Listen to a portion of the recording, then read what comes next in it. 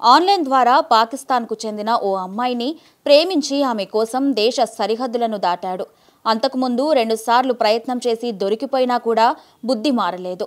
చివరికి పాకిస్తాన్లోకి అడుగుపెట్టాడు. తన ప్రియురాలిని కూడా కలుసుకున్నాడు. కానీ అక్కడి అధికారులకు దొరికిపోవడంతో కటకటాల పాలయ్యాడు.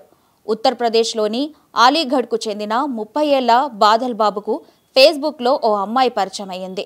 ఆమెతో స్నేహం ప్రారంభించిన బాబు ఆ తర్వాత తన ప్రేమ విషయం చెప్పాడు. ఆమెకు కూడా బాబు నచ్చాడు. ఇద్దరూ కలుసుకుందామని బాబు చెప్పాడు. నేను పాకిస్తాన్లో ఉంటాను, నన్ను కలుసుకోవడం నీకు కష్టమని ఆ అమ్మాయి చెప్పింది.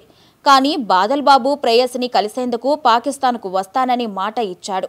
పాక్ వీసా, ప్రయాణ పత్రాలు ఏమీ లేకున్నా ప్రేయసిని కలవాలని నిర్ణయించుకున్నాడు. అక్రమంగా పాకిస్తాన్లోకి ప్రవేశించాలనుకున్నాడు. 2 సార్లు ప్రయత్నం కూడా చేసి విఫలమయ్యాడు. 3వసారి మాత్రం అతడు పాక్ గడ్డపై అడుగుపెట్టాడు. బహౌద్దీన్ నగరానికి వెళ్లిపోయాడు. ఆ ఆన్లైన్ ప్రేయసి అతడిని కలిసింది కూడా. అంతలోనే బాదల్ బాబు ప్రేమ కథలోకి పోలీసులు ఎంట్రీ ఇచ్చారు. వీసా, పాస్పోర్ట్ లాంటివి చూపించమన్నారు. అవేవి బాదల్ బాబు దగ్గర లేవు. దీంతో అతడు భారత్ నుంచి వచ్చినట్లు తెలుసుకొని డిసెంబర్ 27వ తేదీన అరెస్ట్ చేశారు. దేశంలోకి చొరబడ్డందుకు కేసు నమోదు చేసి కోర్టులో హాజరుపరిచారు.